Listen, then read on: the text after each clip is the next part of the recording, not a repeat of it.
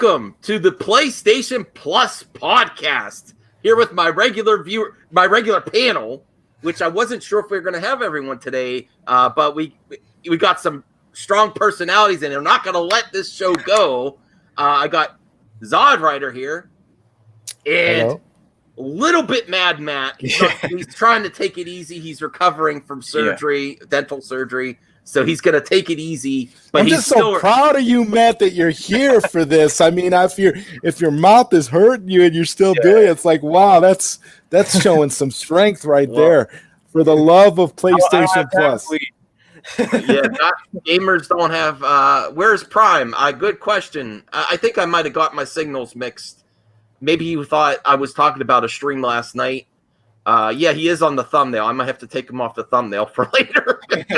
I mean, he's always welcome, but it's not prime time, I guess. All right. Yeah, we are going to support the show. We are going to make this a success. And we are PlayStation Plus. We're not just PlayStation fanboys. We're PlayStation Plus PC, plus Retro, plus Xbox. And I think I'm the main guy that wants to get the PlayStation 5 right away in this group. And you'll be following me as the episodes go on and this is the PlayStation experience. I'm sorry, being a PlayStation fan right now is not getting it. Some may say Microsoft is a similar situation, but I'll tell you what, I have a pre-order for Series X, and I just tried it. I was just like, can I check out Best Buy with my gift card? Yeah. Am I going to keep it? I'm not sure yet. I need to know from you guys. There are some benefits to having it. I got to do more research if my games, because I have a big game collection for Microsoft Xbox One. If they actually load faster without enhancements, I do want to record gameplay. There are some multi-plat games that I want to get the best recording for. So I'm conflicted. If I decide not to keep it, am I going to go scalp it on eBay? Hell no. I'm just going to cancel it or return it, and it doesn't cost me anything to do that. So I'm deciding. I wanted to see if I could get through when it came out, and yes, I was able to actually go through my cart on Best Buy, which was a great experience when you're a customer being able to check out on a website. God damn it, 2020 sucks. I mean, that's not just for video games; it's for a lot of stuff. But there's a lot of news coming out. What are your initial thoughts on Microsoft dropping the mic before the pre-order said, "Oh, we're going to buy Bethesda for $7.5 billion"? That's like next level shit. That's more than that. I mean, that's more than Disney bought Star Wars for. Yes. This is a big deal. What's your initial thoughts? Does that immediately you're like, "Oh, maybe this Xbox"? What's your thoughts, Odd? Well, I mean, to me, the Bethesda thing seems like a huge investment. And while I'm not a really, really big modern gamer, I can understand, why this would be a big deal and what some of the implications could be moving forward, totally in Xbox's favor. Mm-hmm. But it all just depends what Xbox decides to do with them. Clearly, they're going to do some big stuff because they didn't just drop that kind of money just to let the license just sit there. They're gonna exploit and milk these IPs as best they can. It had a lot of people, a lot of gamers that are actual hardcore gamers give it a second thought to which way they want to go for next gen. I've seen a lot of that, because I don't know if I know you like the first-person shooters, Matt. Yeah. Do you ever get into the Bethesda, like the RPGs, the open-world RPGs, like Fallout, Skyrim? Elder Scrolls Online. Elder Scrolls? Okay. Okay. Yeah. So if they got that, then, I mean, that's pretty huge. Especially, because I think they really just want to be on top again. Yeah. But the good thing is, I applaud Microsoft, even if you're a PlayStation fan, because if they didn't do it, Google or Amazon were going to scoop them up. Look at the Amazon, the new Amazon service that's like Stadia that was announced this week. Don't you think they wanted to launch with that announcement next to their service Bethesda wanted someone to buy them. They were active in wanting a buyer. So someone was going to do it. Sony doesn't have the money to pay that for it. They have good studios. They would have loved it too.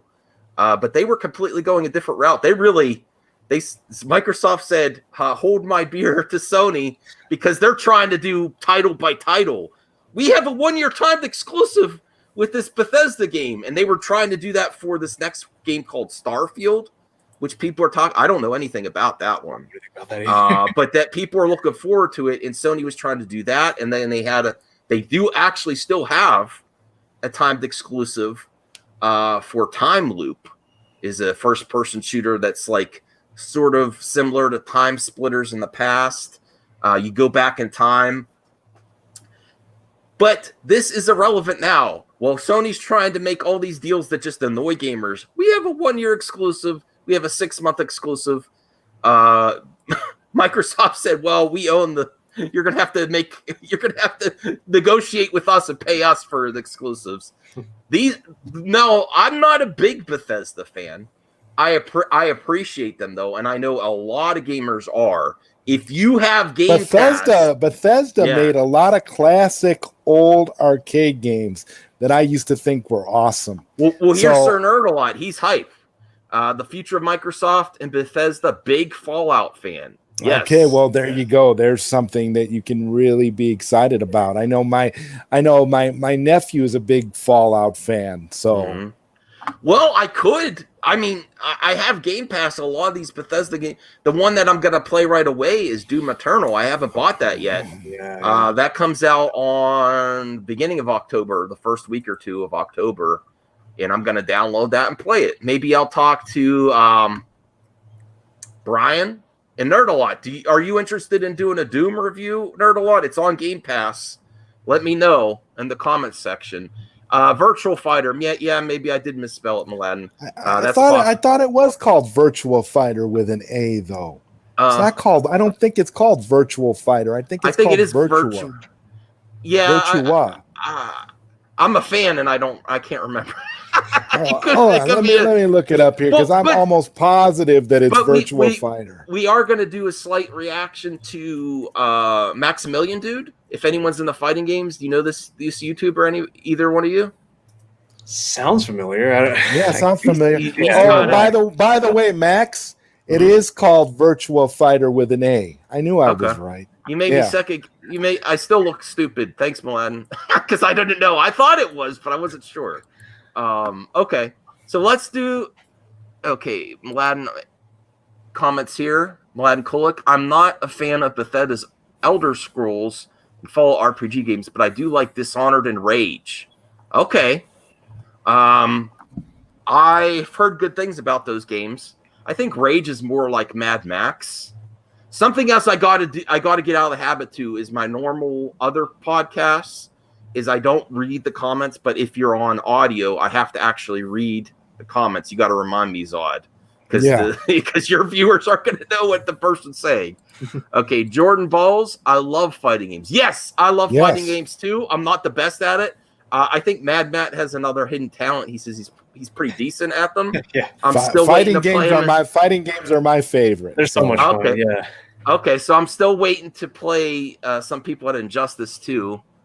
I've been loving Streets of Rage 4. Like I've been loving that game so much, and they just had a massive update that was awesome. Oh, I didn't do the update. God. I have it on Game Pass, and I bought it physical from Limited Run Games, and I still don't have it, but I have it on Game Pass digitally. Yes, I'm thinking about doing compilation vids too about beat 'em up hidden gems. Film Gob says I used to destroy my older brother at every beat 'em up game. Awesome. Those are my favorite. I mean, that they relieve stress. They're so great. Like, wow. Yeah. Something else before we get into the reaction, because this is a big deal if you're a Virtua Fighter fan or a Sega fan, and we're talking about Sega, is they had the Tokyo Game Show, and they kind of gave a hint at something, and we'll watch one of the biggest fighting game YouTubers on YouTube's reaction to it. I don't know if we're going to watch the whole video, but let's say I would like to make this a section of the show. Is there anything you're playing right now? It doesn't matter what it is, current gen, retro. What are you playing right now? Right or are you just now, or are you just doing research for your MSX? No, right now I've been playing my favorite Japanese PlayStation game of all time, Fist of the North Star. Oh, for yes. PlayStation 1. It is a beat 'em up, and it basically covers the entire first half of the manga for Fist of the North Star, and it's basically the entire storyline done as a polygonal PlayStation game. It's incredible. I love the game, and I've gone through it several times. And they have a PS4 version. A new I one. do have. Okay. Would you recommend that one too? I would highly recommend that one as well. Okay. Because I saw it. Something else for you viewers that are not sure about next gen, that you want it but you could wait. This is the best time to get used games. GameStop has a deal when I keep putting things in and out of my cart. I'm like, I can't buy this many used games. I cannot buy this many used games. But they have, if you buy more than 3 or 4, you get 50% off every used game. So a game that's $10, you get for $5. And there's a lot of Xbox One, PS4, or Switch game. Well, not Switch so much. It's funny how the Switch maintains its value even for multi-plat games. And they're inferior. It's just because they're on a cart. And the carts are very collectible. And also they may have some stuff that the discs did not have because the discs were produced first. The carts were produced later, which they have some additional. Right now, my favorite video game device right now is this right here, a Raspberry Pi 4. All right. Which basically totally is just legal. Totally legal, and has a micro SD card inside, a micro SD card on the inside, and you just and you can put load it up with basically anything. It's incredible. GameCube games on there and stuff. You can't. Well, they're getting to the point where pretty soon they'll be able to run like that kind of stuff, because you got to do like overclocking to get it to run like PS2 and GameCube type games. You have to overclock it. Okay. And also it will run up to Sega Dreamcast almost flawlessly.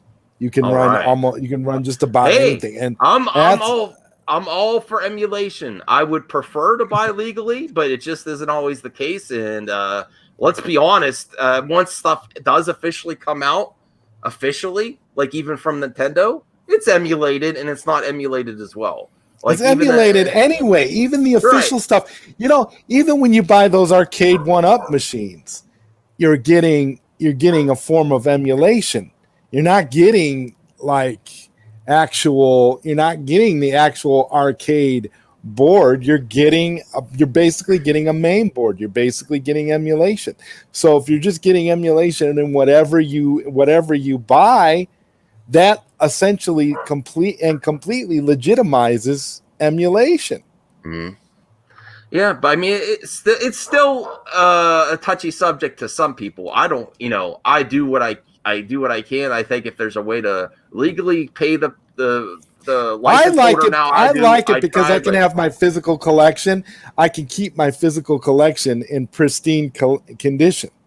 Oh yeah, because the majority of the games that I play, I own physically, so I just have the physical ones, set aside, and that's nice. I do like that. Matt, are you playing anything recently, or just the usual, or? I've been playing Among Us still, and then I recently just got Phasmophobia because I've been seeing a lot of people play that game. It's a Phasmophobia ghost hunting game, and plus there's a VR mode too, and the VR looks really fun. I really want to get VR because of that. Oh, really? Yeah. It recently just came out like last week. I'm going to try it out with my brother tonight if I could. Okay, that sounds cool. What I've been playing right now is I got Wreckfest used for the Xbox One, Destruction Derby. It's an older game, but it's so much fun to really wreck the cars. It also makes me feel like something that next gen still has, but they always do like ray tracing and all this other stuff. I think realisms always should be just focused on the photo real, but actual destructible environments and physics with, like, I also miss a lot of, there's still water physics in a lot of games, but they used to be a strong focus on this in game development. Look what we could do. And I don't see that as much as prevalent. I think every racing game should have some level of destruction on par of Wreckfest. It is so good. It is so good. There are some downsides to it. The environments get a little bit boring, but the actual racing and the destruction derby part is amazing. I think I'm going to do a review on it, even though it's an older game. That's like I love arcade beat 'em ups, destructible environments. Like I used to like Red Faction back in the day on the PS2 because you could blow things through the wall. I love that stuff. And it's not always a focus. Playing those kind of older games. If you play a lot of older games like I do, I highly recommend this controller, the 8-bit Doe. Have any of you guys heard of the 8-bit Doe? Yes. It's an incredible controller. It feels really, really great. It feels like an old Super Nintendo controller, which is one of my favorite controllers of all time. And but it has the analog sticks, and then it has the D-pad. Yes, I've heard good things about that. Oh yeah, wonderful controller. Highly recommended for all retro gaming. Yes, I agree. Yes. I agree. 8-bit Dude's really well regarded in the retro community. Sir Nerdalot shares his comment about what he's playing recently. Been playing Mario. We are going to get to more of the Xbox and the Sega on Xbox talk. I want to play that Virtua Fighter clip from Maximilian Dude, who I've been subscribed to for a long time. I've been playing original Mario on Switch, and I am horrible. It used to be in less than an hour. Now I struggle with level 4. I'm happy that it exists, but thinking of Mario's anniversary or Nintendo's anniversary collections in the past, this is very lackluster, and at least give us widescreen Mario 64. They didn't even do that. It's which they don't care. I have an Xbox that emulates it better. The Mario. Look, there's a lot of Nintendo 64 emulation problems, but I could play it on my Xbox. You can play Nintendo 64 very, very well on a Raspberry Pi 4. Just letting you know. I mean, if you want the emulation to be nice and to be playing the games the way you remember, and then you get yourself one of those controllers that looks like an old N64 controller. Yeah. It's USB. Dude, it's a very, very authentic experience. I have a Nintendo 64 with HDMI, and I have an EverDrive. So I have all the games. Well, there you go then. And I think the Mario 64 plays better on that. I think it is widescreen. It will play better on that because you're obviously, if you have the HDMI, then it knows how to output it correctly. Yeah, you're good. I haven't. Rice75 says I haven't heard the name Destruction Derby in a long. Yeah, I miss that stuff. I miss like the water racing games, the destruction games. Joey Herrera says, "What up?" Aladdin says, "Did I play Raid Faction, Gorilla, and Armageddon Max?" I have. I enjoy them a lot. There is destruction. This is what I should specify is there is destruction in video games, but unscripted destruction where you could just destroy anything. That's what I like. There's a lot of scripted stuff, like always happens a certain way. Oh, this specific building collapses. But not many game development goes the way of like Red Faction or Destruction Derby. And a lot of it's because of the licenses of cars and stuff. But it kind of, I miss that is something that is not focused on next gen as much as it was in the past. There is a Destruction Derby type game on PS5, which I can't get. It's $70, Destruction All-Stars. But there's also people running around, and it kind of looks like Fortnite. I'm not hating on Fortnite, but that's not my style of game, personally. Oh, Jordan Ball says, I recently bought Cars 3 Driven to Win. I heard that's pretty decent. Yeah, you could get it for a good price. Let's watch Maximilian Dude, because if Virtual Fighter comes back, and then the other topic about Zod wanted to talk about this week is Microsoft why not? Why stop with Bethesda? There's lots of rumors about the Sega. I do think they're rumors, but we'll get to that later. All right, let's watch this quick video because he loses his shit. And yes, I love Virtual Fighter. I have Virtual Fighter 5 Showdown, which is digital only on my Xbox One right now, which I could play anytime. I like 3B on the Sega Dreamcast, man. Oh, yeah. I still play that. I really like 3B. I like 4 and 5 better though, because they introduced a lot of stuff. All right, so let's get to this. I have one news. We're going to be setting up a project to commemorate our 60th anniversary. Virtual Fighters. What's coming up? Virtual Fighter 6. That sound. Virtual Fighter 6. But they don't. Well, I'll let you see. No way. You have to be fucking with me. Shut the fuck. You don't do this to people, Sega. You do not fucking do this to people.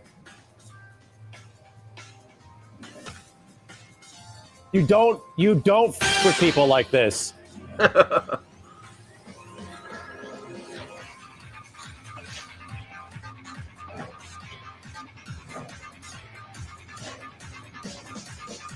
Whoa, throwing a trophy. There you go, Matt.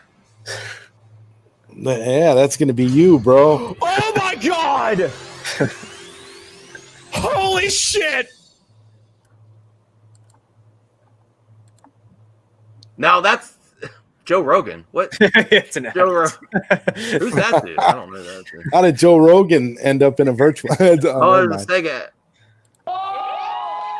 What is happening? Oh, they seem excited. What was But this is from the Tokyo Game Show. Great announcement at the last. So I love Tokyo. I love coming in Tokyo. from the SNS. Tokyo Game A Show. lot of people are It's- texting in. Wow. So this is a. It's also project frustration, commemorating though. the It's also- 60th I year. love his Aliens versus Predator T-shirt. I think that's We are awesome. going to be No, he's a setting cool up dude. and He's a starting good That YouTuber. arcade with game is Virtua phenomenal. Fighter esports, first of all, starting in Japan. This is going to start. Oh, I would like to know more. I thought Oh, it's going to be a new title. What was that? Oh, so I should be explaining. It's going to be taking 2 They're more teasing hours. us. Well, no, unfortunately, you don't have any more time.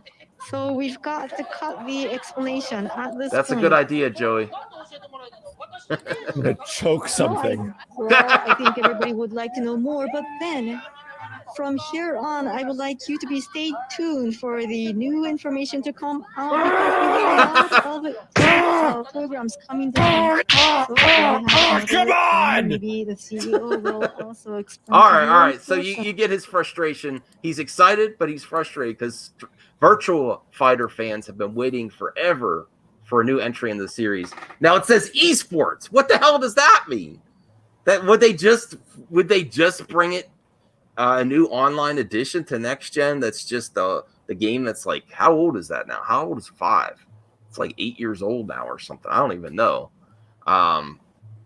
Or would it be for Virtual Fighter 6 like Rice is saying here? I think it's a new game. but it says esports. But that's why he was frustrated. Like, we've been waiting so long to even get a little glimpse of the next official installment. If you are going to really get the esports community on it, I think you need a new installment. I don't think it just could be. Although they could just really do. I guess they could do a remaster, really up the graphics on the previous game. Would that be enough to get you excited? Does that excite you at all, Mad Matt? Because you're in the esports. I mean, I'll be honest. I've never touched Virtual Fighter. But when I hear esports, isn't that just like they're gonna do competitive? That's it. Like they're gonna do like here's a tournament and see who wins. It could be that, but Because esports usually goes for like Call of Duty and stuff too, and that's Yeah. it's usually just competitiveness.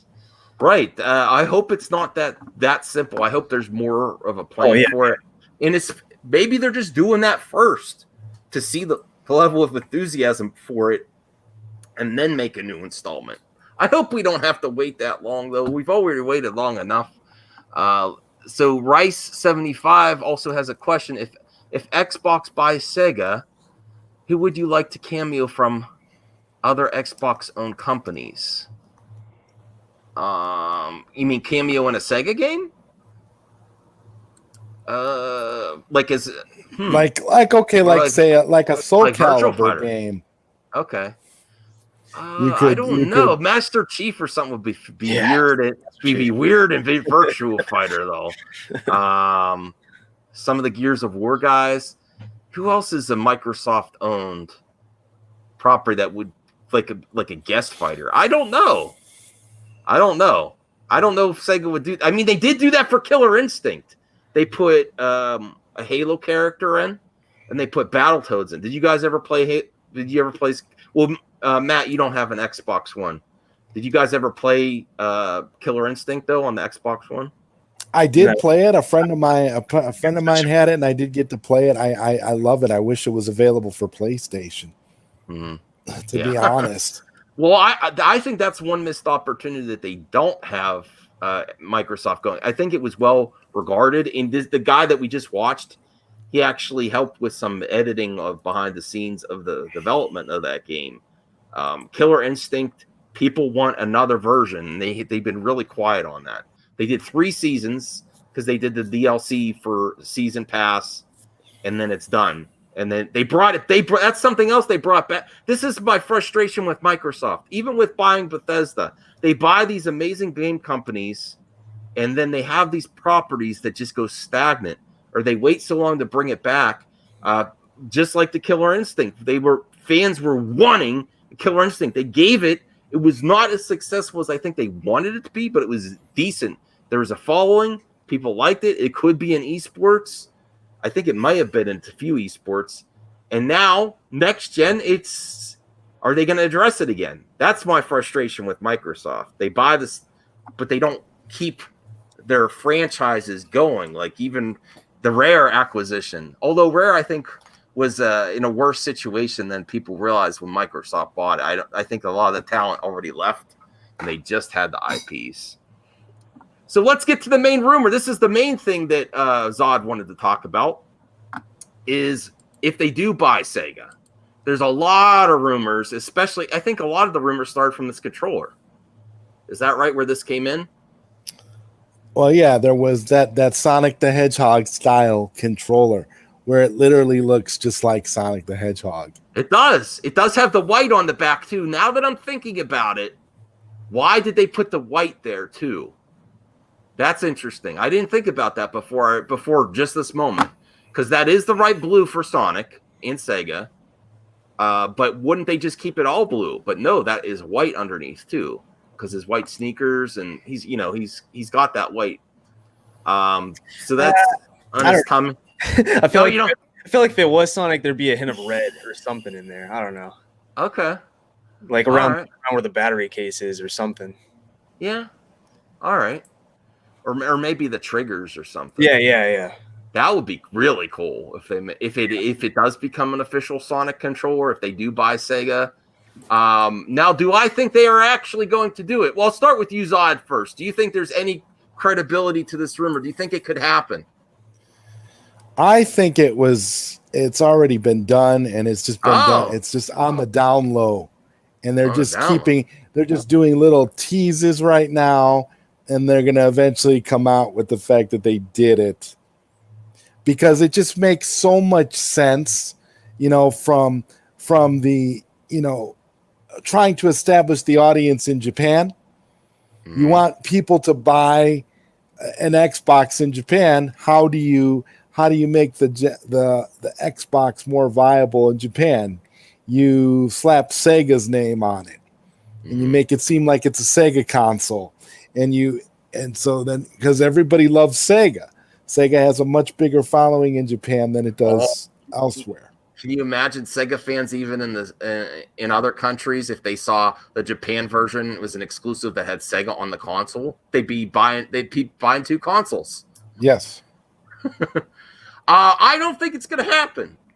I want it to happen though, and I think they should do it. But let's I would love it. I would love it because it would give them so many properties. And like I was telling you off air, Max, it would be enough for me to jump ship and to get an Xbox. Ship. Okay. I really want them to bring back Aliens versus Predator. They haven't made that in so long. I want one so bad.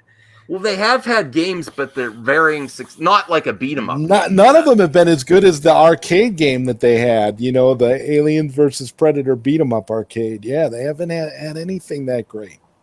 Well, Rice75 says a remaster Virtua Fighter would be able to do 120 frames per second. You mean the first one? I don't want to see the first one done. Okay. Well, I would be up for any new Virtual Fighter, and if it does have to catch the public's attention to be more, because it's been so long since they've been relevant. But that's another reason. Like if they were to buy Sega, that would be Microsoft and Xbox wants esports. They want a prime fighter there. Now I would originally say you have Killer Instinct, but they're not doing anything with that. If they had both, are you kidding me? If they had Virtual Fighter and Killer Instinct exclusive to Microsoft, oh, that would be amazing. But I do agree with Zod, though. I would be through the moon. I actually think it would be a relatively cheap acquisition because Sega has struggled, even though they have these great properties, and they still make some content, but not like cheap enough to where they can keep it a surprise and mess with people over it. They don't even have to announce right away, hey, we bought Sega too. And what does that mean for the Yakuza games? That means the Yakuza games would become Xbox games. Oh my goodness, are you kidding me? There's a strong following for that too. But with what they want to do in Japan, it just makes so much sense. And I think this is a studio that actually would sell. Like some studios, like they're saying, Sony, Microsoft, buy this studio. Not all of them want to sell. They want to stay independent. If they're doing well enough. Bethesda is a big company. They have a lot of employees, and they faltered a little bit here or there the last few years. So I'm not saying that's necessarily why they wanted to sell. They always want a big payday, whoever owned it. But Sega, I think, would sell. I think they wouldn't, and they do have the movie properties too. Sonic's doing good. There's other reasons to buy the Sega property. So I absolutely think they should. And they have the Western RPGs now. If you buy Sega, bring back Skies of Arcadia. Oh my God. So many people would go for that. And an exclusive Japan Sega version of the Series X. Series Sega. Are you kidding me? All right, let's get to the chat. And the console would probably have that really authentic Sega look. You'd probably, with like the design and everything, the aesthetic would be totally different than what the Xbox looks in the United States. You think they would do a whole different design? I mean, you're dreamcasting. So after Dreamcast, I would love that. I would buy it first. They might as well call it. They might as well in Japan call it the Dreamcast 2. Because essentially they would be really, I mean that's what it would be. Rice says if Xbox buys Sega, what will this mean for Sonic appearing in future Smash Brothers game? They'll have to license. They'll have to pay Microsoft the licensing to get Sonic. That's an interesting thing, though, is Microsoft and Nintendo already have a kind of decent relationship with some of the, they were talking about crossplay and things like that, and I don't think Microsoft they're not doing in the handheld market. And the Switch is a console too, but I think if you really think about it, it's the handheld market mostly. So I don't think it's a different experience. I think they would play ball. I think they play ball with Banjo? Banjo wasn't he in Smash Brothers recently? I can't remember. He might be. All right, let's get to the chat here. Joey Herrera says there should be a Tron game. Yes, I would love a new Tron game. I'll be honest, I don't think it's a system seller, though. Jordan Balls says, I want a remastered version of the Speed Racer game on the Nintendo Switch.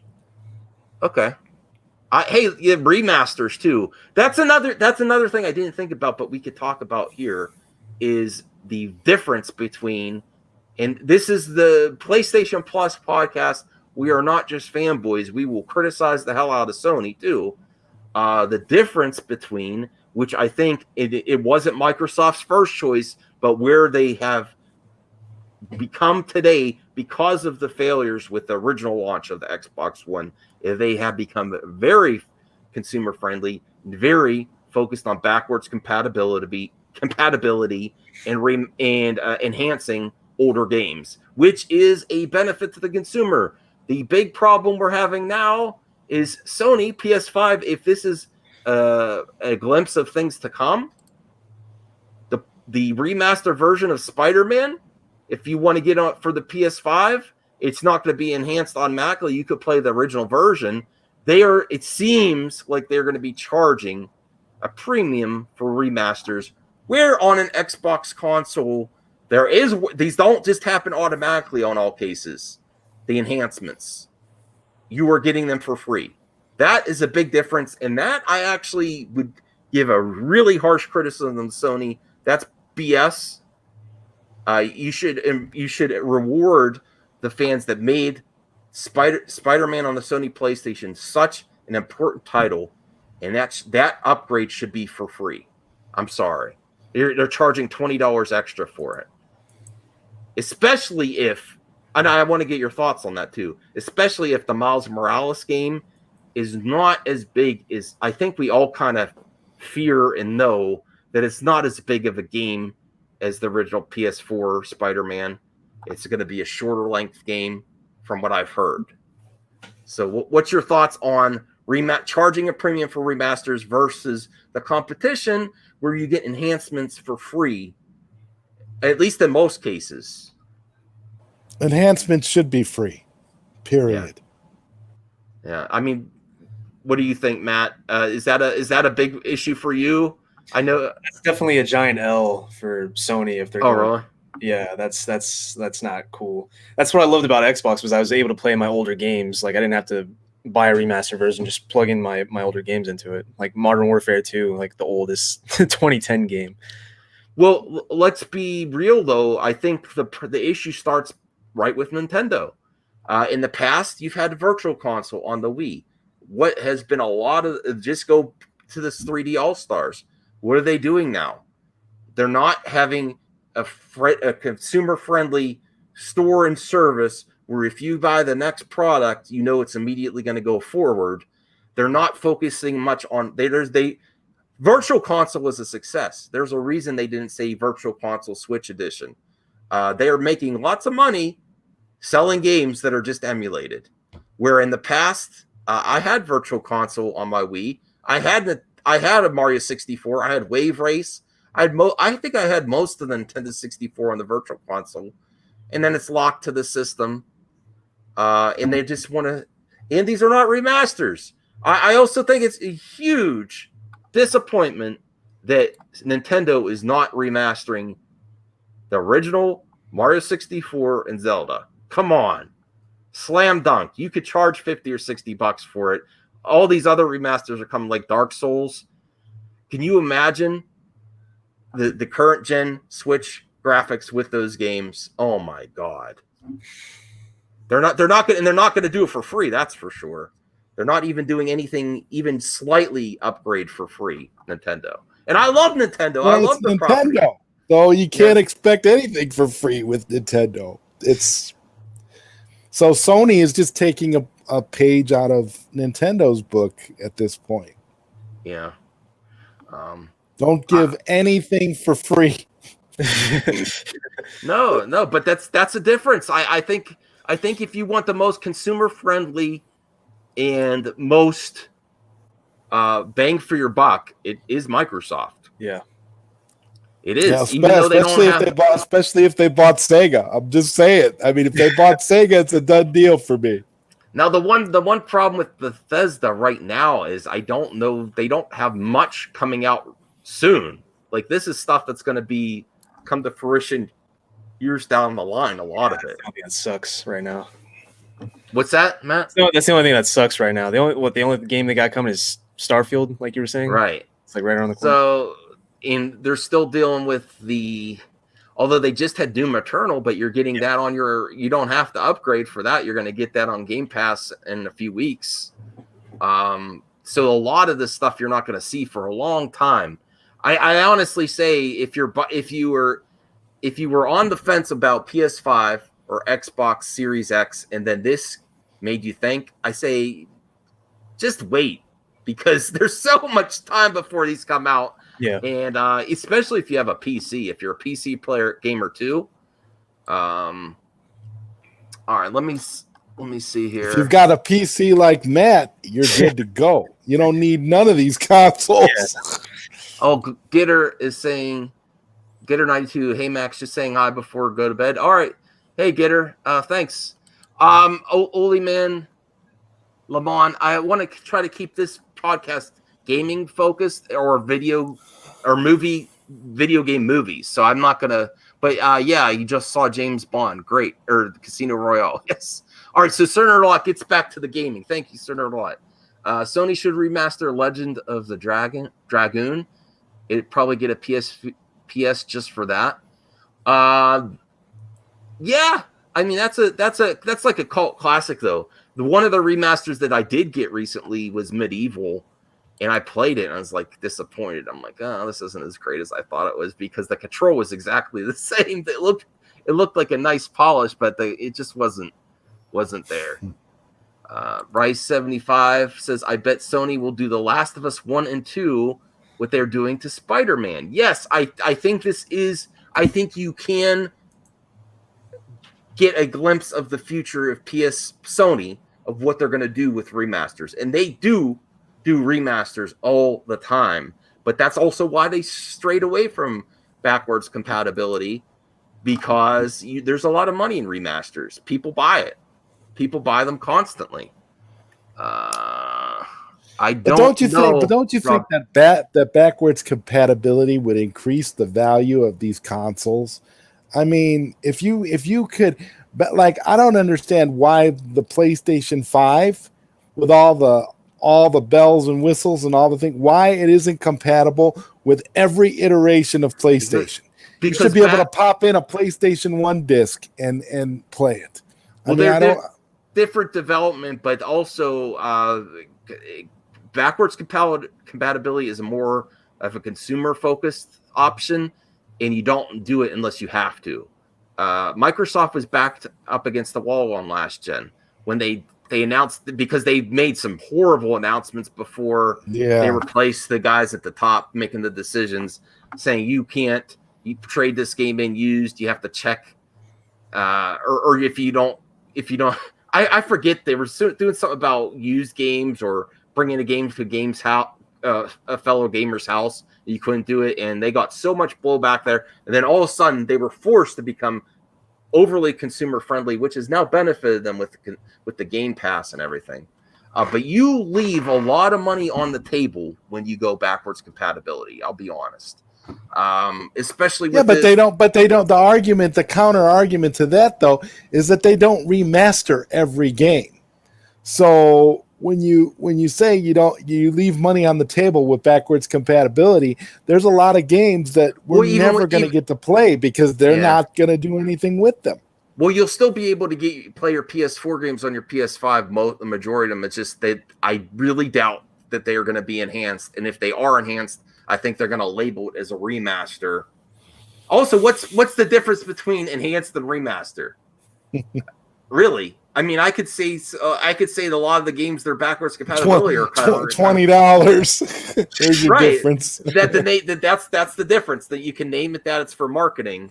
But I'm talking about backwards compatibility too for like peripherals, like Microsoft. You can use your Xbox One, Xbox One X controller on Series X. Now you have to buy and if you want a second controller, you got to buy another $70. That's where you make the majority of your money on these new consoles, is peripherals.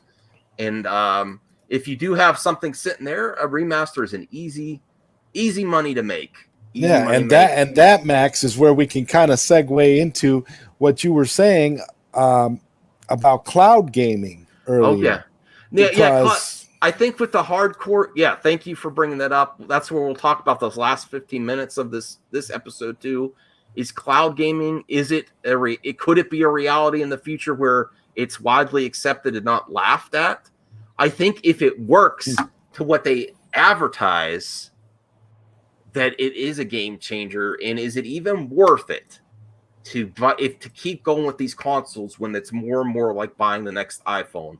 Even if you're struggling to get a PS5 or Series X now, in 2 years they're going to have another version, and then that's going to be sought after. And it's just, especially with they have scalable games, which I think is the right thing to do. And knowing Microsoft, they're very friendly with digital games going up to the next system, But is it even worth it anymore? Because you're gonna. I just looked at this. People do not realize the storage.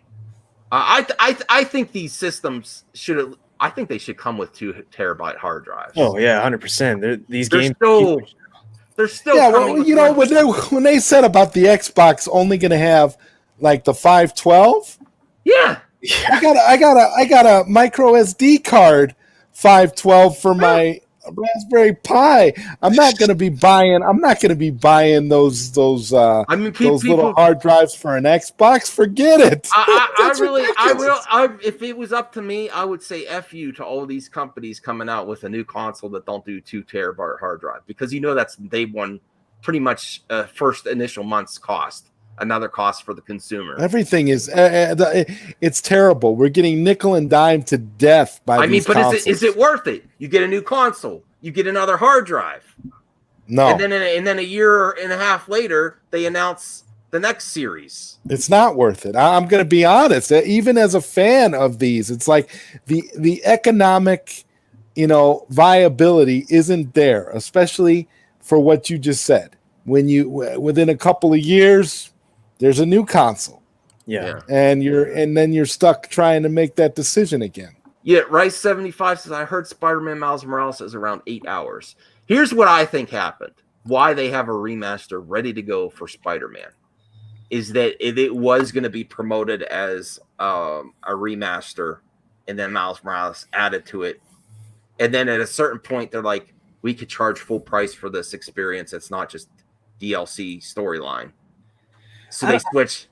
I would have thought it was just because of the success of the movie, Into the Spider-Verse, that they're like, all right, let's move forward with Miles Morales. Because I feel like that raised popularity. Yeah, I think that you're good point, Matt. I think that's why they went forward with the game. Yeah. But I honestly think this was developed first as DLC. Yeah. And that's why the Spider-Man remaster is ready to go. I think they might have even done work on that first.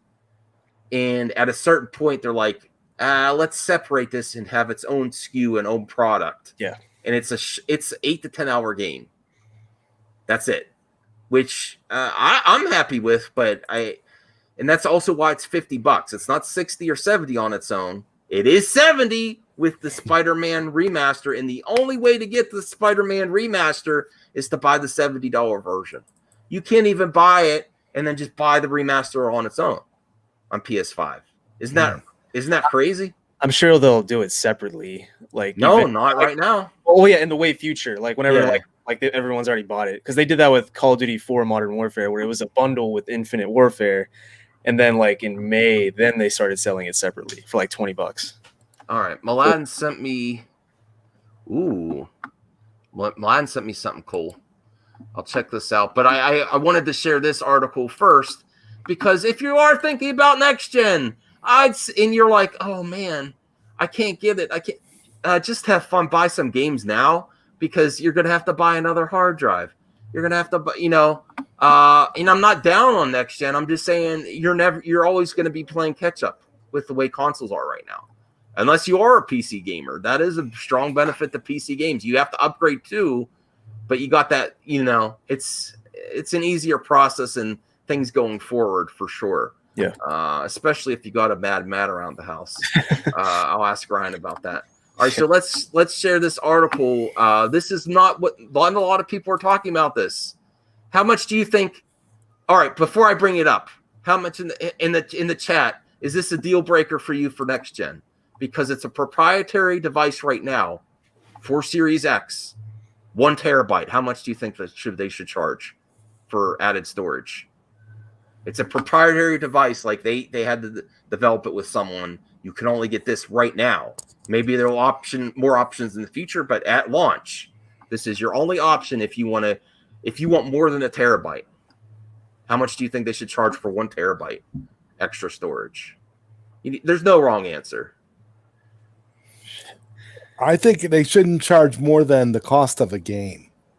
70?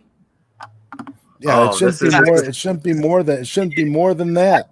I bought one for a 2 terabyte for $60. So it wasn't. Yeah, I mean, you can buy, but that's what I'm saying. You can buy an external hard drive. You can buy a Western Digital external hard drive for $80. You could buy a 4 terabyte.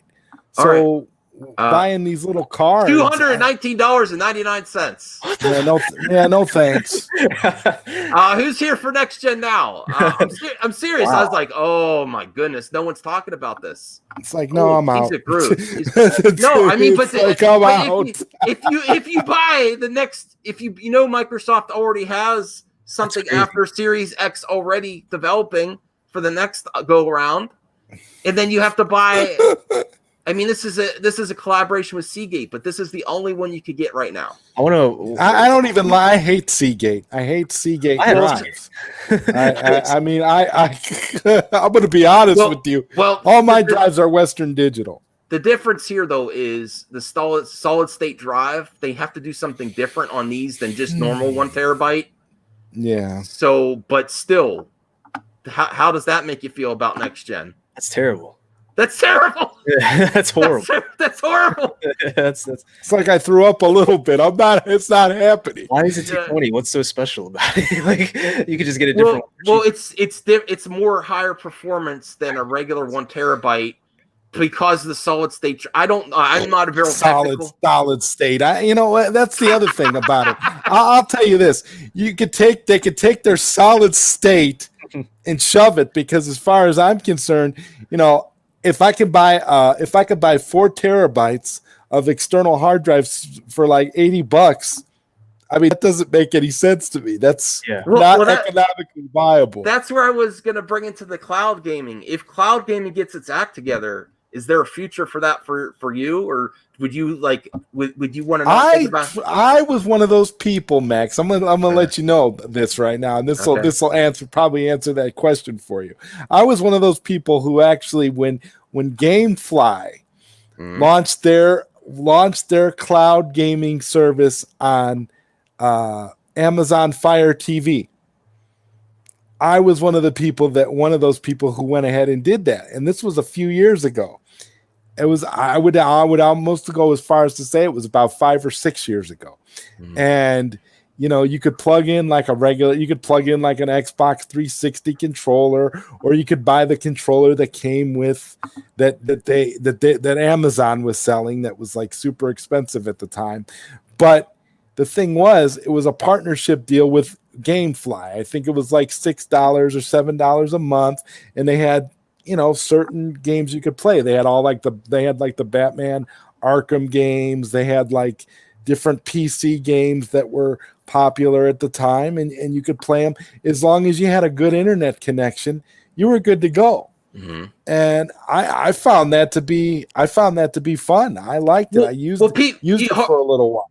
Hardcore gamers love to laugh at the cloud gaming experience, but if they get their act together and they do it right, and you don't see any difference in quality or frame rates and all that, and you can play online, why would I not want to pay for someone else to do the but people's internet? But see, the problem with cloud gaming is that people's internet isn't up to snuff everywhere.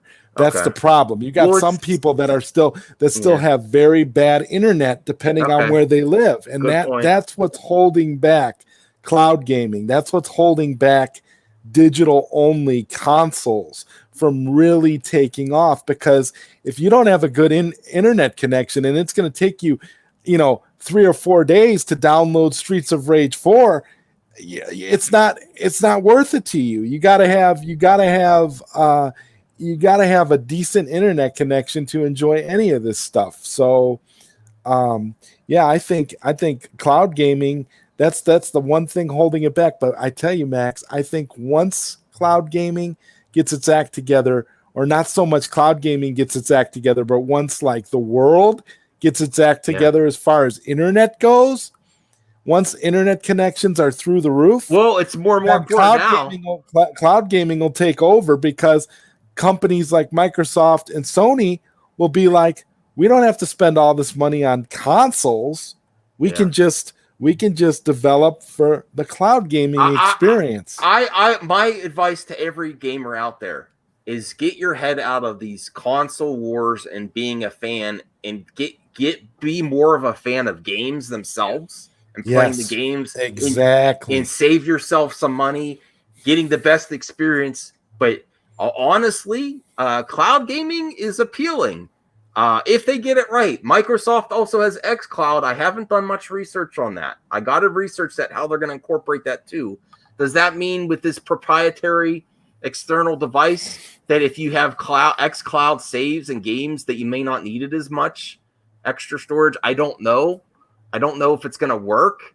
I haven't really dived deep into the cloud gaming yet, because I also, Stadia was a freaking joke. I think everyone laughed. I didn't even try Stadia. But this is why Bethesda was sold, because Amazon and Google were actively pursuing Bethesda.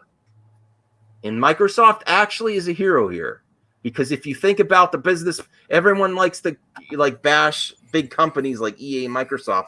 But then if you compare them to Amazon or Google, they're like, oh no, they're way worse, and then if Google got a hold of it for Stadia, where would you ever see these games? It's more likely that Microsoft will allow a game on another console if it's a popular game than Google.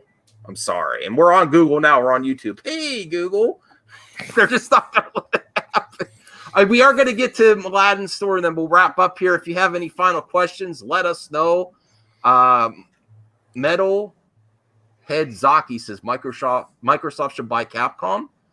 I think that would Capcom's be interesting. They're having some resurgence with their Resident Evil. They're doing okay. I think they've done better in years past, but yeah, I don't know if they want to sell yet. Rice here says Microsoft is being smart by making their external SSD proprietary. PS5 uses NVMe 4 SSDs, and people will just buy an SSD expecting it to work. Also, NVMe 4 SSDs are $400. Yes, I've heard. I haven't done much research on the external part for the PlayStation 5 yet, but I also they don't have a proprietary. God damn it! I remember back in the day buying memory cards for PS1 and PS2. I mean, give me a break. It's like that's all you're basically doing. If you're buying storage, that's just way too much money. Well, the PS5 is allowing other companies to do it. They're not doing their own, but it also has to meet the requirements, and there's not a big compatibility list yet. So you're going to have a similar cost experience for PS5. This isn't like, oh, Sony's doing better. No, because it's not gonna be me. I'll tell you that. Because of the next gen requirements for ray tracing and SSD, I don't know why, but they need a higher performance external storage. See, this type of crap is what's gonna push more people out of video games, because people are gonna be like, what the hell? No, consumers just buy shit. They don't think about the details. They don't. Consumers, I need this now. They'll just keep playing, and then they're like, my system's full. But that costs more than the console. They won't. Are you kidding me? They won't realize until they're almost full. I'm full. Go to GameStop. That's when they'll realize. Oh shit! Especially when it comes to like 4K. Like, oh, I need a 4K monitor. What? Yeah, right. Right. But wait a minute! I paid all this extra money for the enhancements, but I don't see anything on my TV. Oh wait, I need a 4K monitor. He's not wrong. He's not wrong. This is the general consumer. You're right. If you don't have a 4K monitor, don't buy next gen. I say, or No, if don't you bother. If you Just- do, maybe think about the Xbox Series S, not the X. Don't even get the X.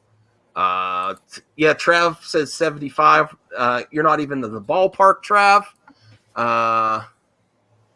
Oh no, Trav, I'm not gonna read that one. Thank you. Thanks, Trav. Wait, let me see. Just wait till the dust settles. See what games and consoles are best. Patience is a virtue. I'm hopefully going PS5, but want the wrinkles and snags ironed out. Yeah, there's no reason to. I mean, if you just want a game, just game. Yeah. I mean, you'll save. Just get the games. Play them online.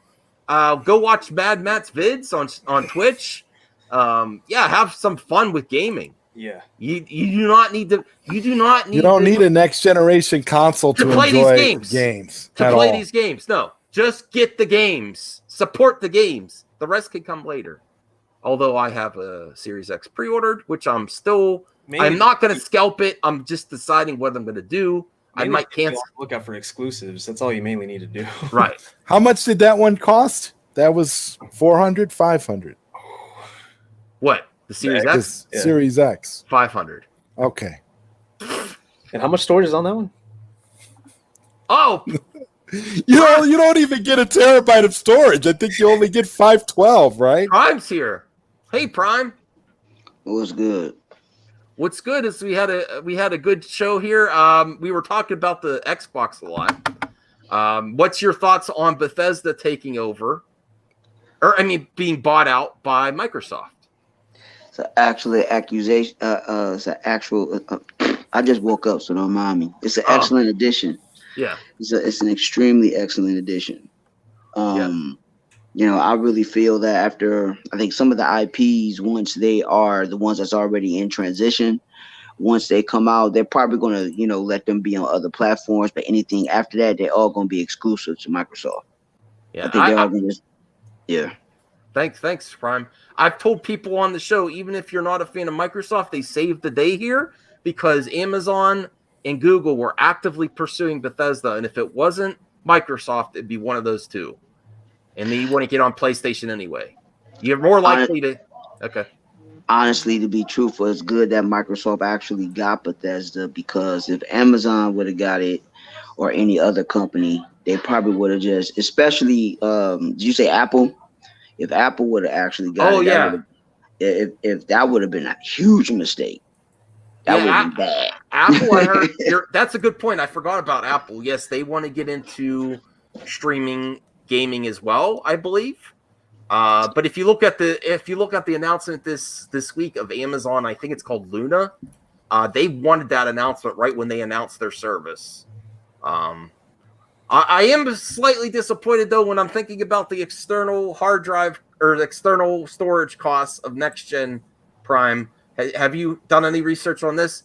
$220 for a proprietary 1 terabyte external storage for the Series X. No, I know all the information about the consoles. Okay. If you get the now both consoles, they are both high tier. So if you get both consoles, if you get both high tiers, you get everything. You get the disk drive, you get the digital, you get to do everything. Now, if you get the low tier, which is in the middle, I would say with PlayStation, it's just strictly digital. You're not going to be able to have a disk drive in it. You're not going to do anything. Matter of fact, let me send you something so I can give it to you right off the head. I don't have all the specs and everything in my head. I just know some of the things that are included with some of the consoles, all the other stuff. Now the specs and everything, as power wise, processing, teraflops, all that magnitude. Yeah, they're powerful, but how they're going to be carried out is going to be the key. And some of the things that they have. Hold on, let me send this to you so you can put it up and then you can actually see it. Give me a second, I'll send it to you. So since the EA Game Changer is here, do you think cloud gaming will ever be a game changer? We were talking about that too, Prime. Do you think I don't even know who he is. Well, Microsoft has xCloud, which I haven't done much. Oh, you talking about cloud? You talking about cloud gaming? cloud gaming. Stadia and Amazon's now getting into it. Oh no, actually, cloud gaming is pretty much going to be the primary.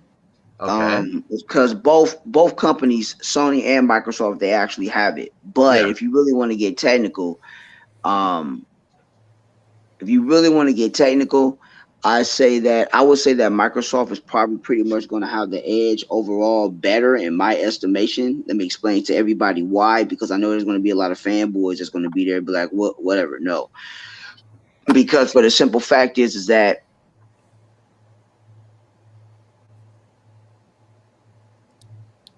did we lose you?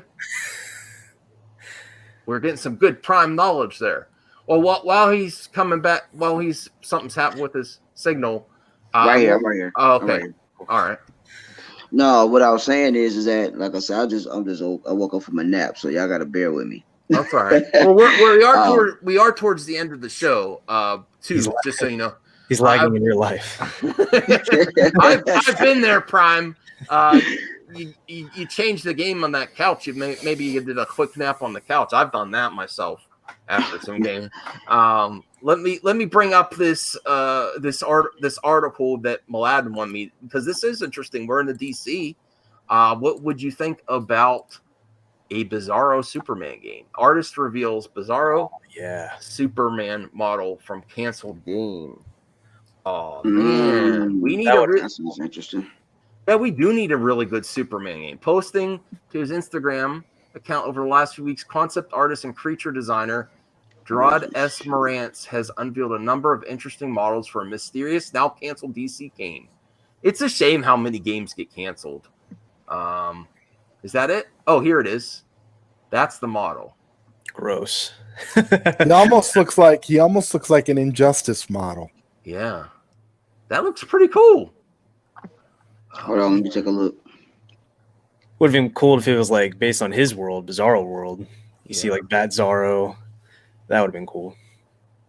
Yeah, I gotta follow this guy. I know it looks like Rocksteady probably will actually do it, depending on who it is, who's really going to do it. All right, that'd be sweet. That'd be nice. I mean, it's really well done. For sure. Duke Togo 13 asks, replying to your earlier comment, yes, there are 3 Yakuza games in Game Pass. Kiwami 2, and 0. Yes, that's great. Game Pass, listen, Game Pass is a very consumer-friendly product. It's great. You could buy that's one up on the competition is you could buy a Series X or Series S, and you don't necessarily have to buy any game, and you'll be covered. I mean, if you're malleable to all kinds of content, like if you like lots of different types of games, not just one style. And the best part is you don't need to spend all that extra money on the proprietary memory cards. Well, you still might you still have to download the games in Game Pass unless you figure out. Oh yeah, that's right. It's not like how they do have. Well, they do have some stuff that's cloud gaming where you don't have to download. Like, for example, like PlayStation Now lets you play all those older games where you don't have to download anything. It's just all off of streaming through your internet. Duke Togo 13, The Evil Within 2's abysmal sales. I didn't check that out game. Is that Bethesda? I think I've heard that that's a Bethesda property. Trav 28, yes, that's the question about cloud gaming. What happens if your net connection drops? Hashtag cloud gaming. Right. I mean, that's the main issue. That's the number one issue, I think, that's stopping it. Although, as this worldwide pandemic, and I don't want to comment on it too much, good internet is more and more a necessity, and you're going to get it for other stuff anyway. You're going to get it for your streaming, movies, TV shows. Most people are going to have it for their job, working from home. Right. It's like, yeah, so. I mean, even if you don't have cloud gaming, for a lot of these games, you have to have good internet to play online. Check your DM and show it in your okay on the screen. Check your DM. I just sent you the actual tweet that I put out with the information. It's pretty much some of the stuff that has some of the advantages from each console, and then some of the things that you're going to be getting straight up front. Now, pertaining to cloud gaming, I say the positives and the benefits about cloud gaming is this. Let's just say hypothetically, depending on the network. I'm not saying cloud gaming is bad, but it does has its disadvantages. So let's just say hypothetically, let's say hypothetically, you have a whole bunch of IPs. You got all your games. All right. You don't have no physical copies whatsoever. All right. Let's just say the company decides to take some of those games off that cloud. Okay. You're not going to have those games anymore. All right. Because if they decide to take it off their network, you're not going to have it. All right. If you have the physical copy, you don't necessarily have to worry about that. So this is going to be an ongoing battle. It's pretty much saying that they want to cut out the middleman to really, so they don't have to really, make covers, ship it to the stores and cut out the middleman for it. And it's just more convenient for a lot of people to do it and, upload stuff and get it. I get all that. But if you got a whole bunch of titles and you got a crap load of them, and then you decide to put some of the older ones on there, because I got tons of games that's on digital, but I also have a ton of game on physical. If they so happen to take it off of digital, I'm not worried about it. Because if they take it off of the digital, even though I might be using it, I know I got the physical IP. I won't get upset as much.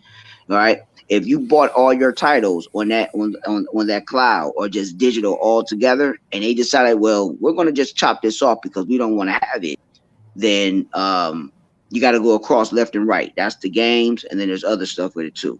So Prime, wouldn't cutting out the middleman and doing all that to not make it physical, wouldn't it be so that it would be cheaper for them to be able to maintain all these games on a network, so that you wouldn't have to worry about them taking games off the network for whatever reason? Like they wouldn't really have a reason to take the games off if they don't have physical copies anyway, right? They would be more compelled to keep them on a network because that's the only way you have access to maintaining. That does cost something to maintain titles. Sure. Servers.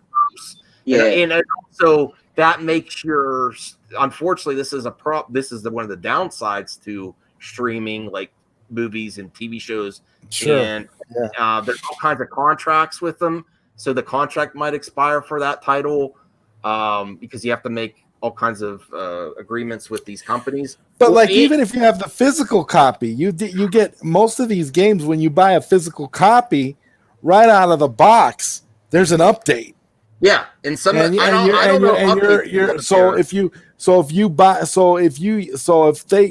for example, say they take said game off the network and you have a physical copy, you don't have the game already installed on your system, you're in trouble because you can't get that update anymore, and then the game won't play. That doesn't hurt them once they have the initial cost. Not necessarily, because if you already have, it depends, because now with the back compatibility, which is going to be the question on what Sony is going to do. You don't necessarily have to worry about Microsoft with Xbox. Okay, this list that you see right here is basically telling you exactly the exclusive that PlayStation has. All right, and that's basically all they have. With Xbox, with Xbox, what you're going to get is that not only that you get Game Pass, these are the games that you have, but you also going to have EA as well, because you're going to get the EA games absolutely free included with everything. Oh, really? Wow. Okay. Yes. So all the EA games is going to be included. So if you have EA Pass right now, you got EA Pass right now. Yeah, that's fine. You have that subscription. But once you get an Xbox Series X and you have that, and you already have the Game Pass, which you're already going to be locked into, they're throwing in the EA Pass for absolutely free. What? So I don't have EA Pass right now. What do I do? You got to pay for it right now. When you get your Xbox Series X, it's going to be on X. It's not available right now. Only when the X is released. Well, I mean, if I get an X, if I keep my pre-order, which you might have missed that. I was going to get a Sony PS5, but I'm not able. I couldn't get it. But I got a Best Buy pre-order, which I'm not sure I'm going to keep. If I pay for Game Pass, I get EA too. That's game. If you get a PlayStation 4, you got to pay for it on Sony. Xbox is absolutely free. No, I mean the next Xbox Series X. Oh, you're talking about Xbox? Yes. No, you don't have to pay for it, because now they automatically throw it in because of the Game Pass. Oh wow. Okay. Yeah, that's a good deal. Because any game, because right now, this is why I said that. See, people, this is where the battle is going to come in. You see that arrow right there on the right, Max? Press it on the because you'll see all the other pictures. So I want you to see the act. Yeah. So that's the part. That's the Xbox. You can move to the next one, and then That's the PlayStation. Then you can go to the next one. There you go. So these are all the specs and things that you actually will actually have. This is just the basic. This is just the basics of what they actually going to provide you with that. Now, see, this is the thing between both two consoles. All right, they're pretty much going to have a lot of the specs. They're going to have a real good processor, teraflops, and everything. But this is the kicker: PlayStation is going to have their exclusives. Okay, the thing with Microsoft and what they're giving you more. I will give Sony their thing because they do have their exclusives.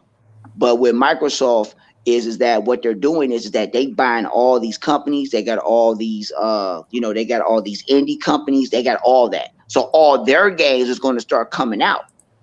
You see what I'm saying? Mm-hmm. And on top of that, if they're Microsoft title and you got Game Pass, some of those games you don't have to purchase. Because if you got Game Pass, they automatically put it on Game Pass, and you already going to get it.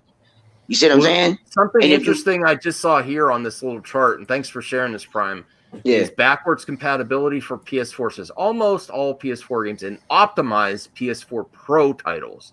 Yep. So I think those are the ones that are going to be automatically work better, but not all your PS4 games. Only the ones that are optimized. But look at Xbox where it says all Xbox One games. Select Xbox 360 and original Xbox games. Actually, they changed that. They changed that. So it's going to be all original Xbox games. It's going to be all 360 games except some IPs, which is pretty much all titles. And wait. All original Xbox games could play on that? Yes, all original. Are you sure about that? Cool, man. I'm sure. Be playing my NFL 2K5. I mean, no, the sports. No, the games. No, when it come down to actual sports IPs, no. Sports IPs. We're talking about shooters and role playing games and multiplayers and stuff like that. You get those. The old Grand Theft Autos. Yeah, you'll be able to play all those and stuff like that. So pretty much when you look at it, that's why I say when you look at the consoles and you look at what you're getting, I understand what PlayStation has because both consoles, this is great for gaming. Mm-hmm. All right, pretty much all three. You got Switch, all that. Everybody has something good. All right, gaming is fantastic. It all depends on what your preference on what you like. Stadia sucks. No, I'm just kidding. Well, Stadia, hey, it is what it is. Hey, everybody, I mean, that's what I've heard. I haven't tried it myself. Me neither. I haven't tried it. I'm a gamer, so I like to game. So I really don't how should I say, knock another company or knock them down. It just depends on what your preference is. I don't do that. I have my preference on the console that I prefer. Yeah. So I prefer Xbox. I'm an X dude, hands down. I'm not gonna get a PlayStation. If I do, you'll never see him with a PlayStation 5. The only PlayStation that froze over.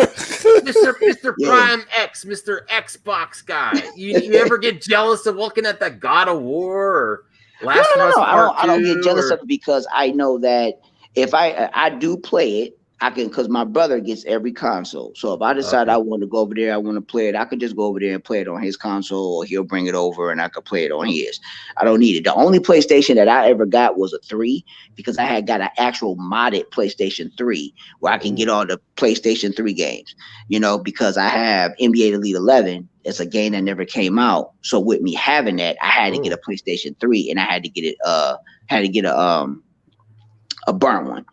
Okay. So the game that had never came out, it was so I had to get a modded PlayStation 3, and that's the reason why I got a PlayStation 3 for that. But other than that, I really don't have no reason to. Don't get me wrong, PlayStation has very good IPs. They got a lot of good exclusives, but that doesn't move me. What moves me is that what I'm getting for my getting more. I've always been an X guy. I just like Microsoft. I'll tell you what. I think I've said this before on the show. I think they had to become very consumer friendly by force because they fumbled with the Xbox One at the beginning, with all that used game stuff. They were saying locking it out, and you can't buy a used game. I don't know. I remember all that debacle before the new guys. Yeah, when they first started out with the Xbox One, when it first came out, then they started to change it as the years going on, but they just didn't market it as they wanted to, and people really didn't see it, and that's why Xbox started to do. The Xbox One started to sell more, but the reason what turned people off was that it was because of the actual forcing everything down your throat, because they wanted to do it that way instead of gradually at getting people in. So they said, no, we can't do that. So for them to Now with the they're Connect, now they're real consumer friendly. yeah, they're consumer friendly with that. So now with the Connect and all that, where you had to get the console with the Connect, and then you had to, what was the other thing that they did? And they started changing gradually through the years. So that was a good thing, and then, then everybody started to gravitate to it. But other than that, hey, I don't think they're. I don't even know if they. I have to remember. I don't even know if they were going to do a strong focus on backwards compatibility at first. But then when they started lagging, they're like, "Oh, we're doing this. We're doing this." So the thing I prefer about the Xbox is the Game Pass, is the online. I like the interface connecting to other gamers better than the PS online experience, and I don't like the controller, though. I still don't. I mean, I don't mind it. It's still better than a Switch Pro controller. I think the Switch Pro controller is garbage. I know everyone says this HD Rumble and stuff. I'm like, what are you talking about? This feels cheap as hell. The Rumble I was just playing my Xbox One today. I was playing Wreckfest, and the Rumble on there when I was wrecking Destruction Derby was great. I don't like the buttons. I prefer PlayStation. I really would want the PS5 controller over the Series X, but other than that, and the exclusives on the PlayStation, but exclusives are looking better because Microsoft said, "Hold my beer. You're talking about timed exclusives. We're buying the whole company," because if anyone that's a Sony fanboy that says, "Oh, why would this is unfair." You know what Sony was doing? They were trying to get all those Bethesda's as timed exclusives for the PS5. And Microsoft said, screw that. We'll just buy the whole company. Now you have to deal with us. I will say this. This is going to be intriguing because I will say probably give it about another year or maybe less. Because the rumor that was out there, and this is not, I wouldn't say it's a real rumor. I think it's really out there. I think Microsoft is going to buy Sega too. Oh, okay.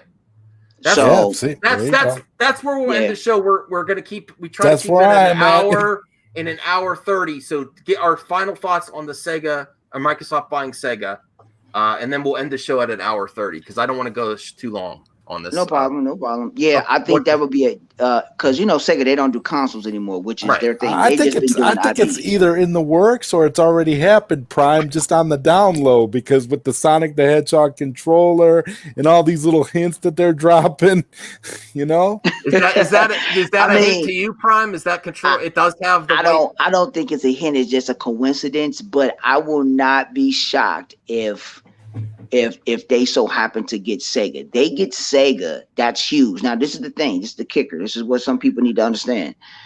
The Asian market is where it hurts Microsoft because they have not been getting good stuff over there. Now, with this console, from what they've been saying with the pre-orders, all right, the pre-orders for the X has been extremely high over there in Japan now.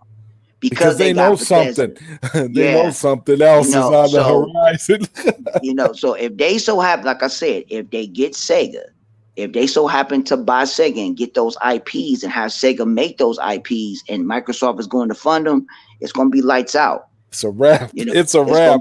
It's going to be lights out. That's why I said I'm not worried about it. People, you got to remember, Sony, they do what they do. But I will say it's going to be a huge acquisition. It's going to be a huge addition if they buy. And it's not going to cost Bethesda money to get them either. No, Bethesda. This is the thing. Bethesda is still going to be Bethesda, where they're going to be able to make their games. Microsoft is not going to interfere, but the way that is going to be done on a console, where certain games are not going to be on every single console. If after these current IPs. That's going to be the question on which games is going to be just exclusive on Microsoft. That's the thing. Now, if they get Sega, which games, whatever games that Sega are making, if they're making any games, and if they so happen they just announced at the Tokyo Game Show, Virtual Fighter might be back for esports. Virtual Fighter. Okay, this is going to be interesting. See, I didn't get on that, but I have to check it out. If Virtual Fighter comes back, this is what's going to be great, because if they make that exclusive on Microsoft, that's going to boost it up like crazy, because they're not going to be able to do it. Now, this is another thing that people need to know. Microsoft is going to be cross-play too. So you'll be able to play games with PlayStation people as well. You'll be able to cross play. So that's another thing. So, but if they so happen to, if that so happened to be the case, and Virtual Fighter is in, and I'm not saying that it's not, because I know Sega. They didn't announce 6, but they said Virtual Fighter esports is a thing that's going to happen. Okay, so that's and like I say, I knew it was something that was going down with that. I knew it. I just if once they announce it, it's going to be huge. But if they so happen to get Sega, and it so happen to be exclusive on just Xbox, lights out. That the Asian market buying that. I'm telling you that right now. It's going to be a lot of people. That's the biggest game changer. Yeah. Yeah. So people have to really, really take that into consideration. So the gaming wars is going to get deep. That's why I tell people all the time, don't fuck with Microsoft. Don't. This is supposed to be a PlayStation podcast. I have to remind everyone we're talking about. But I'm not a fanboy though. I actually I'd get them all if I can. I most likely would jump ship if they get Sega, because that's. I think that's where we'll end it. We want to keep this as Prime, just so you know, if you ever want to be on the show again, we try to keep it a Prime show, prime time, hour and a half at the most, because Zod Rider puts this on his PSN radio. Oh, okay. Audio. And also, Mad Matt is probably going to host episode 3 on his channel next week. And then that's not a problem. Hey, I was asleep, yo. I was in a good sleep. Oh, my bad. Sounds like it. No, that's fine. Gaming later. So thanks, Prime. Maybe you will be coming on more episodes. We'll have to see if you're available, and we'll have other. Okay, go ahead. No, I said I'm available Sunday, so if I'm always down. Cool, that's great. All right, and I'm still waiting on that next gen fight night. I want so bad. Ooh. Oh man, because I like box. Awesome. I'm not into MMA. That's why I'm like. I'm not against it. Fight night, man. Fight night is where it's at. All right, I'll put it to you like this: it's something brewing. I just let people know something brewing. Something brewing. Okay, that's good. That's good for me. All right, this is episode 2. I think this is becoming a successful show. I appreciate all the support. And any final thoughts? I'm going to be done here. Zod, any final thoughts for this episode? Hey, no, I think this was a great episode. It's a great wrap up. I'm with Prime. I think Microsoft is buying Sega. I hope it happens. I mean, I think it'd be the best thing they could possibly do. Prime, the game changer. You have any final thoughts or what you're working on? Are you going to work on some more gaming content for your channel as well? I know you. Oh yeah, man. I'm about to get back into that, man. It's time for me to really start getting back into it. It's really that time. So it's like, I've been in hiatus and being lazy about it, but now I'm going to really get back into it now. So all right, we'll look forward to that. Mad Matt, are you twitching? Yeah. I'll be twitching after this. Oh, really? Okay, cool. Twitch.tv/MadMattVids. If Microsoft buys Sega, they better bring back Aliens versus Predator. I really want that. Man. I really want Aliens versus Predator. Yeah, that's nice. Yes. All right. Yes, and then also check out his YouTube channel as well. He's got a YouTube and Twitch. Yeah. All right. Thanks for watching, guys. Support the show in any way you can, and join us next week. Also, we might have a mailbag segment in case you have to watch the show on the replay and you could be involved. So, PlayStation Plus podcast. So, PPP mailbag. If you want a question on the show and you can't make it live, put it in the comment section below. Bye, everyone. Bye, everyone.